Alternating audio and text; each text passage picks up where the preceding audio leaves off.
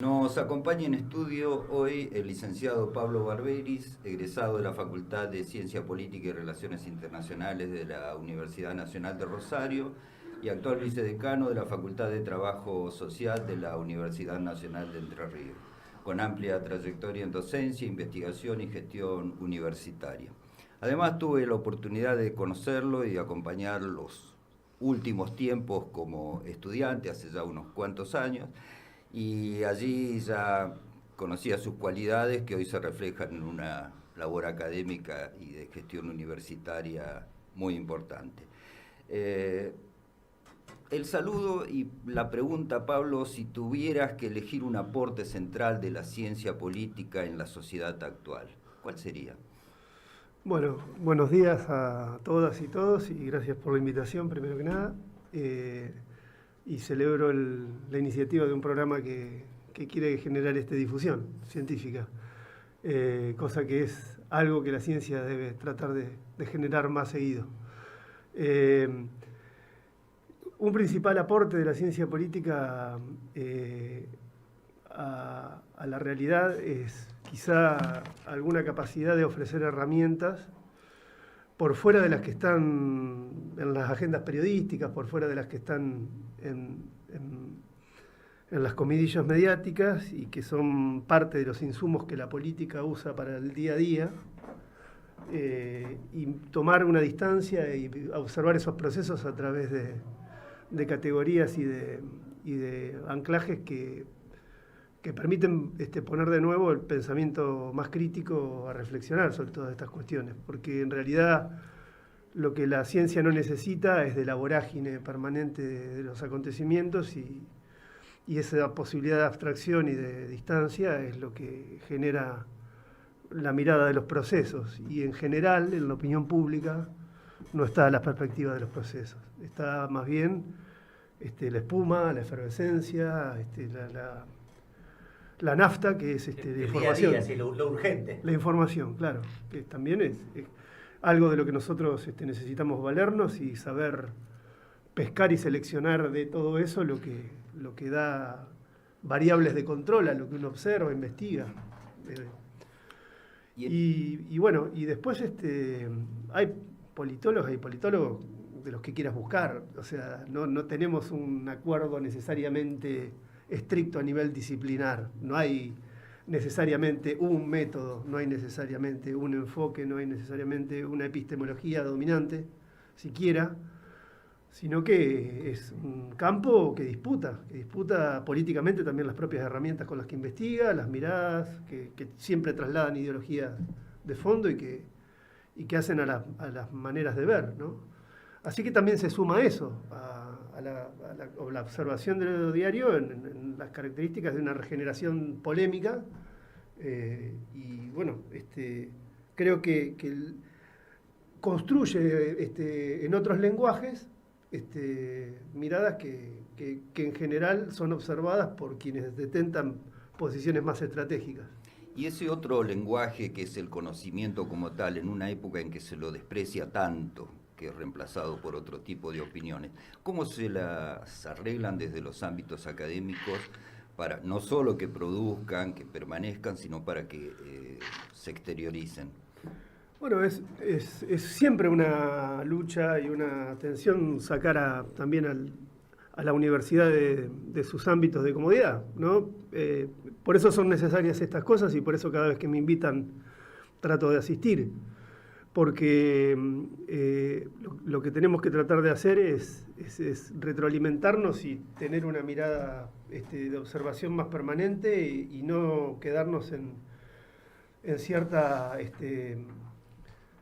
comodidad de método, comodidad de espacio de trabajo que hace a un tipo de burocracia, que es la académica también, que mucho de eso hay, y bueno, exponernos un poco a intercambiar esas posiciones y esas miradas y a ver con qué registro nos manejamos. Pablo, cuando hablamos de ciencia política, ¿de qué hablamos? Hablamos de nosotros como sociedad, de los políticos, de la rosca. ¿Qué es la ciencia política como tal? Bueno, ahora hay tendencias que celebro que claramente se enfocan en esto que vos llamás la rosca, la observación del campo político en sí, digamos, el espacio institucional y sus arenas aledañas donde se producen las disputas que hacen a los procesos de acumulación y de reparto de poder. Pero los lugares habituales donde la ciencia política observa son las formas que adquieren los gobiernos, son las dinámicas institucionales, son los sistemas de partido, los regímenes parlamentarios, los regímenes presidencialistas, son, para expresarlo en términos más coloquiales, que esté al alcance de la gente, estudiar el Estado, estudiar las formas de los gobiernos, estudiar comparativamente cómo en algunos lugares se dan determinadas soluciones que sirven a ingenierías institucionales para que sean procesos más democráticos y también la dinámica de los movimientos sociales y las formas en las que van apareciendo nuevas expresiones que a veces no están en la cuenta, porque la ciencia política también descubre subjetividades, las explora, las interpela, ahí donde todavía no tienen un nombre siquiera puesto. O sea, la antítesis de la gestión actual, ¿no? Decir, Estado, movimientos sociales, discusión, política, entramado, gestión. Claro, Milei ha planteado un gobierno, un estilo confrontativo, no solo con el Congreso, con los gobernadores y con varios otros sectores. ¿Qué riesgo o posibilidades tiene este modelo de relación institucional y cómo puede peleárselo?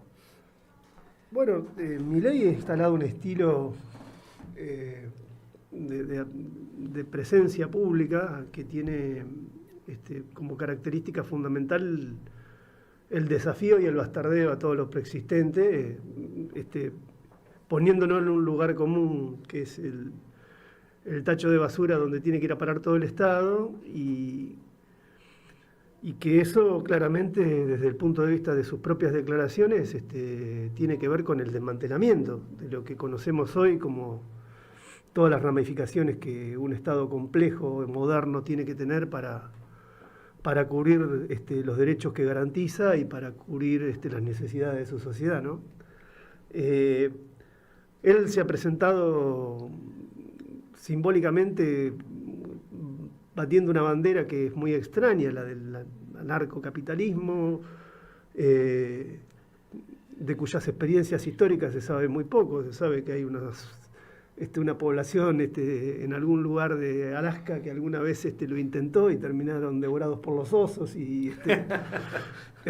Bueno, acá no hay osos, aclaramos la sociedad.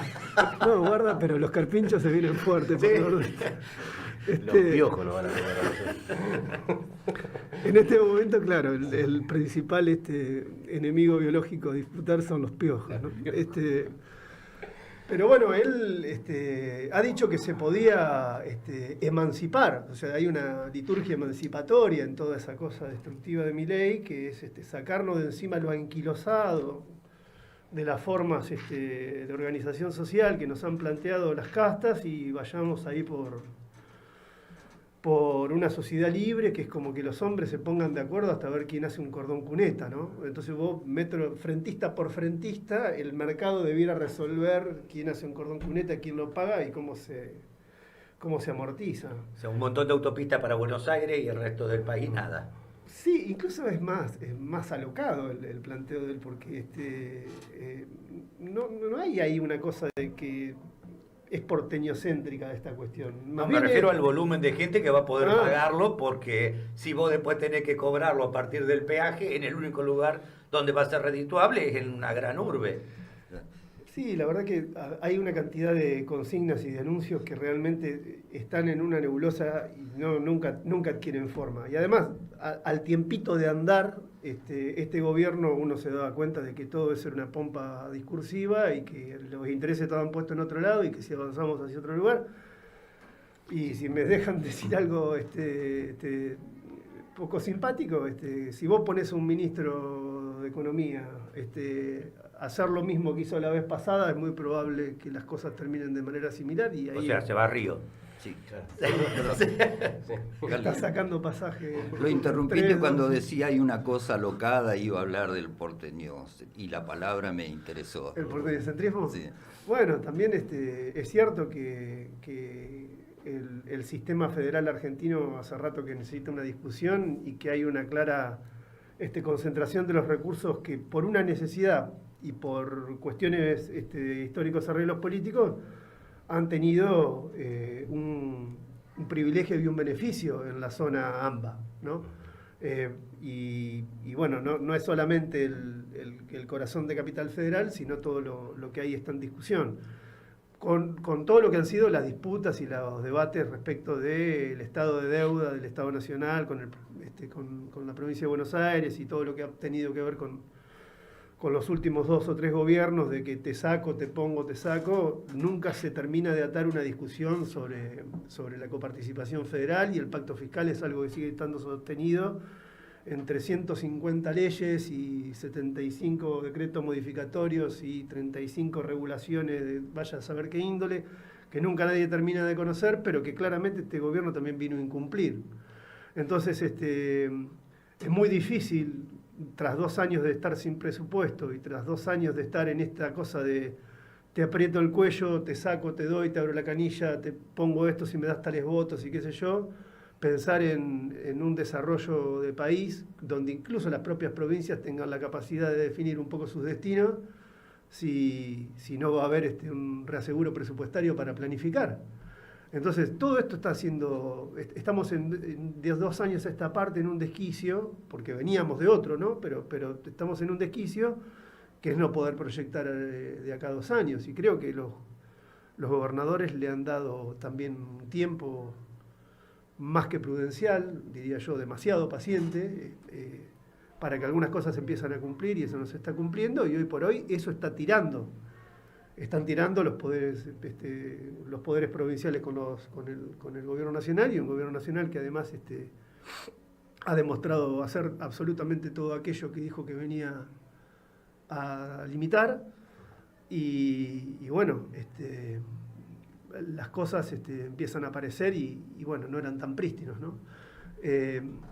Pero bueno, en el mientras tanto, ese esfuerzo por amenazar la destrucción del Estado también tiene un correlato muy triste para las universidades y para todo el sistema científico y tecnológico nacional. Sí. Y salud y educación y todo, ¿no? De hecho, el presupuesto actual saca la ley de financiamiento para ciencia, saca la ley de financiamiento para educación, y creo que también hay recortes en salud, o sea que estamos en ese sentido en una continuidad de gestión, ¿no? No sé qué será mejor que salga de eso si se vota como está, no es de buen augurio. Y vos hablabas recién. Yo creo que no hay condiciones para que ese presupuesto, así como fue presentado, salga. Está difícil, pero hay que ver qué es peor, ¿no? Un tercer año sin presupuesto. El Congreso le puede imponer un presupuesto. Puede discutirlo y generar una ley de presupuesto. Por primera vez de la democracia esta parte estamos ante esa experiencia de que un parlamento le diga, no en partes, sino en la estructura de esa ley, cómo se van a gastar los fondos. Ojalá así sea. Pero vos mencionaste las provincias, recién hablaste de los gobernadores. ¿Cómo ves la gestión provincial también acá en Santa Fe? Bueno, Puyaro claramente ha consolidado un proceso de poder importante, y creo que acaba de conseguir la constitución más o menos que quería. Creo que el frente interno de este gobierno está consolidado, y del otro lado no hay un peronismo competitivo ni tan renovado, salvo por el caso de Monteverde, pero que tiene mucho de lo anterior, ¿no? Arrastra mucho de lo anterior. Y bueno, respecto del gobierno provincial, entiendo que hace las cosas bien en algún sentido, pero tiene deudas muy fuertes con algunos sectores, ¿no? Pienso en la postergación salarial del empleo público, no es un dato menor. Creo que se ha aprovechado de una situación nacional para pararse arriba de las paritarias, cosa que no es saludable, aunque claramente se entiende que los recursos provinciales pueden estar escaseando en cualquier momento si la relación con el gobierno nacional sigue siendo esta, pero la provincia creo que tiene hoy una situación financiera que es relativamente buena. Y bueno,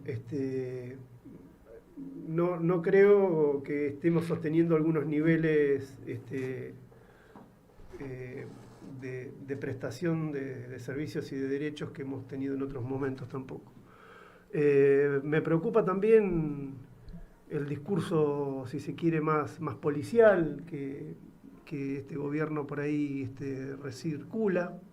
Lo ha hecho, en palabras del propio gobernador, en otros momentos, en primera persona, ¿no? Sobre la cuestión de los menores, sobre la cuestión de la delincuencia juvenil. Ese discurso punitivista, la verdad que cada tanto aparece. En este proceso electoral no ha aparecido. A lo mejor quiere decir que eso electoralmente no está redituando. Pero bueno, yo creo que tiene los desafíos de poder hacer crecer la provincia y devolverle al sector público la dinámica y la potencia que tiene para poder acompañar el proceso de crecimiento productivo. La provincia tiene serias posibilidades de crecer y creo que el desafío principal de esta gestión es conseguir los beneficios y los alicientes para que Argentina pueda ser exportadora de todas estas cosas que ustedes estaban mencionando en la entrevista anterior a que yo llegara, ¿no? Ese es la nafta que la provincia tiene a futuro, tiene un capital humano realmente sobredimensionado respecto de lo que son esas capacidades en otros lugares, tiene una capacidad productiva en sus suelos y tiene un nivel de desarrollo industrial que es muy bueno y que lamentablemente parece no estar siendo defendido como tiene que ser defendido, porque si las cuestiones que lo afectan hoy son de carácter macroeconómico, es ahí donde debieran estar las discusiones. Y entonces si algo tengo que decir sobre este gobierno es que no me gusta la relación que ha entablado hasta aquí con el gobierno nacional, porque claramente creo que la posición del gobierno nacional no es de defensa del interés nacional, y algunos gobernadores le han servido para hacer crecer ese espacio de maniobra que tuvo la Libertad Avanza gobernando el Ejecutivo Nacional hasta aquí. Y nuestros legisladores han acompañado por mandato del gobernador y nuestros posicionamientos frente a algunos problemas no han sido lo suficientemente taxativos para la defensa de los intereses provinciales. Y en tu caso, como autoridad de una facultad de la Universidad Nacional de Entre Ríos, ¿cuáles son los principales desafíos en la gestión académica universitaria en este tiempo y en los próximos tiempos? Innovar en términos pedagógicos, fundamentalmente porque lo que tenemos que hacer es restituir un encantamiento de las ciencias sociales en la opinión pública. Ustedes, recién algunos de ustedes, creo que vos, Eduardo, mencionabas lo que le cuesta a la universidad producir sus saberes y ofrecerlos a la sociedad como aquello que debe hacer, ¿no? No solamente enseñar, sino investigar, producir discurso y darle lecturas científicas a los fenómenos que están pasando. ¿Por qué las relaciones sociales se ven afectadas de determinada manera? ¿Por qué se quiebran determinadas formas vinculares? ¿Por qué se desmantelan determinados niveles de solidaridad? ¿Qué herramientas del Estado faltan y dónde estarían haciendo estrictamente necesarias para poder producir niveles de comunidad, ¿no? Y eso es algo que está siendo claramente atacado por un tipo de discurso donde tuiteros fanáticos y streamers fanáticos que hacen obscenidades y dicen estupideces por las redes, están copando la idea sobre cómo deben ser las cosas. Y en realidad, cuando sabemos que estos procesos de crisis se agudizan, y estamos yendo hacia eso, hacia una crisis que es mucho más fea de lo que estamos acostumbrados a ver inclusive ahora, y que tiene resabios fantasmales de principios de este siglo, bueno, ¿quién restituye el vínculo comunitario? ¿Y cómo se rearma eso? Y la vez pasada fuimos los cientistas sociales también los que fuimos a poner ahí mirada crítica y vimos cómo tendría que hacerse un Estado presente en todos esos territorios que habían sido desertificados, ¿no?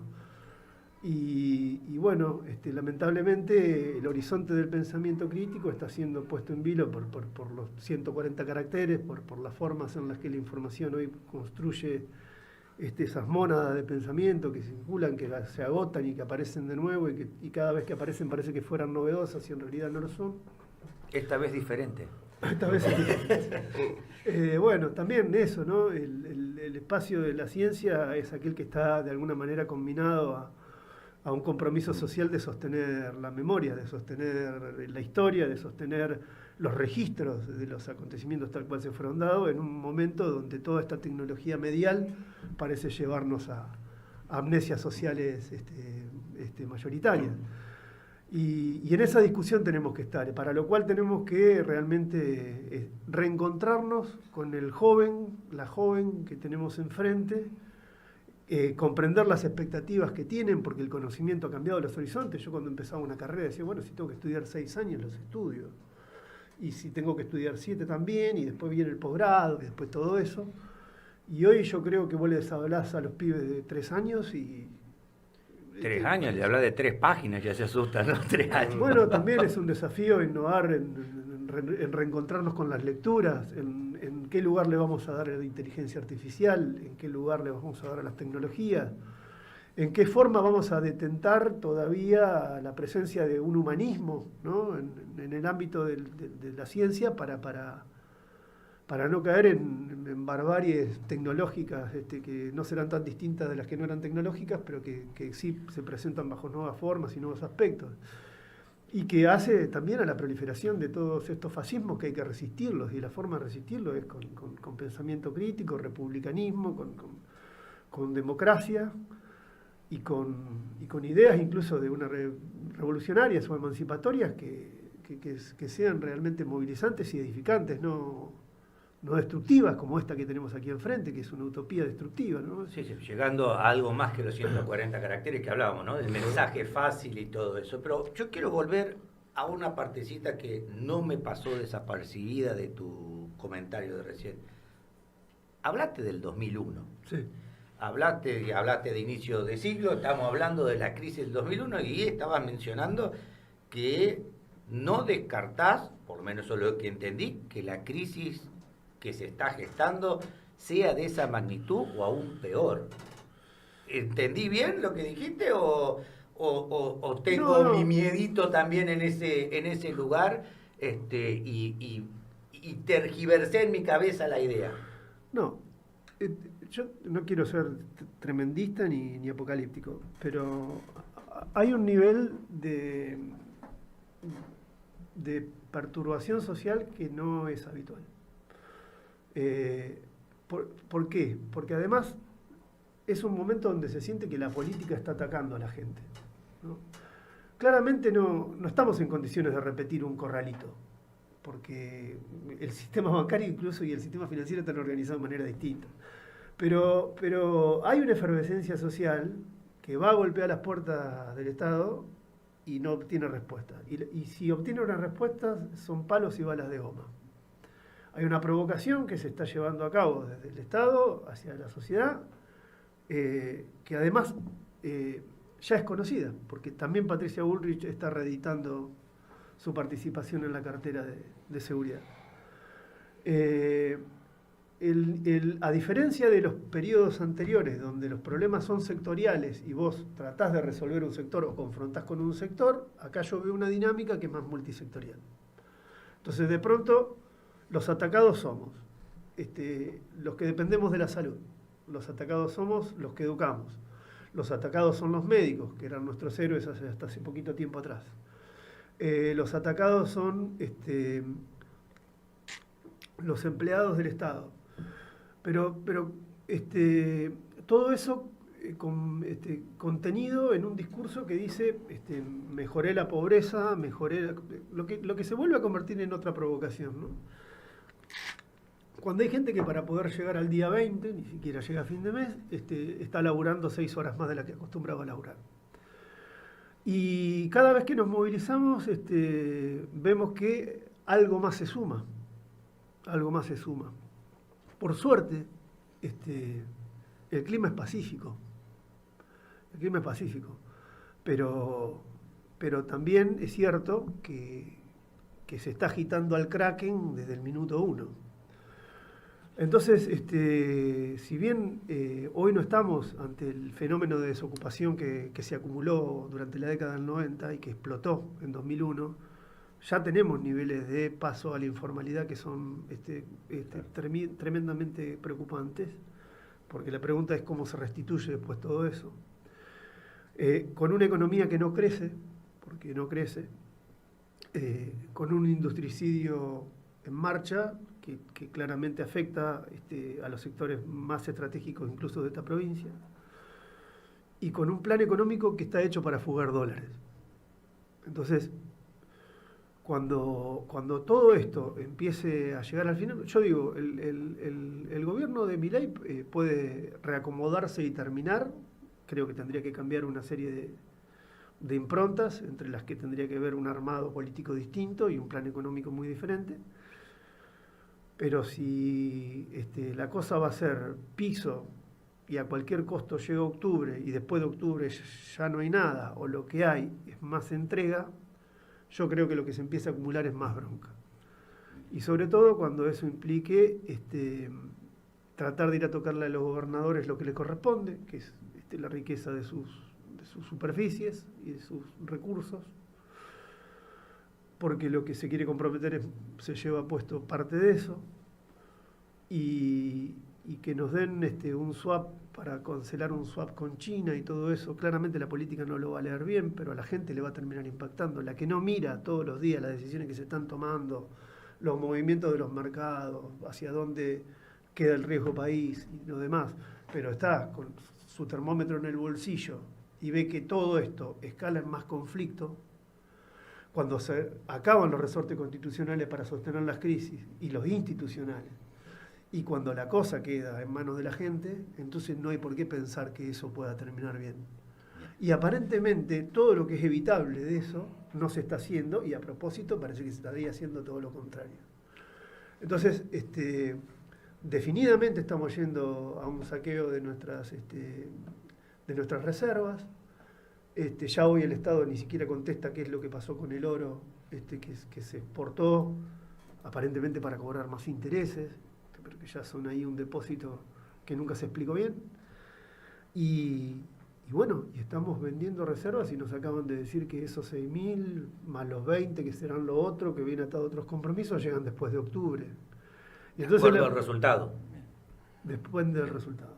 Bien, Pablo, te agradecemos tu tiempo, tu amabilidad por habernos acompañado aquí en el estudio y por todas tus reflexiones, por supuesto, muy, muy interesantes. Ojalá te hayas sentido cómodo y muchas gracias. Sí, muchas gracias. Me sentí muy cómodo. Disculpen por ahí lo desordenado, porque uno se proyecta muchas cosas cuando le hacen una pregunta y arranca por un lado y después termina. No, pero estuvo muy interesante. Una para cerrar, yo te quiero hacer para romper el cubito. En la situación actual, la política, si la tuvieses que definir como género literario, ¿qué somos? ¿Comedia, tragedia o ciencia ficción? Literatura de terror. De terror.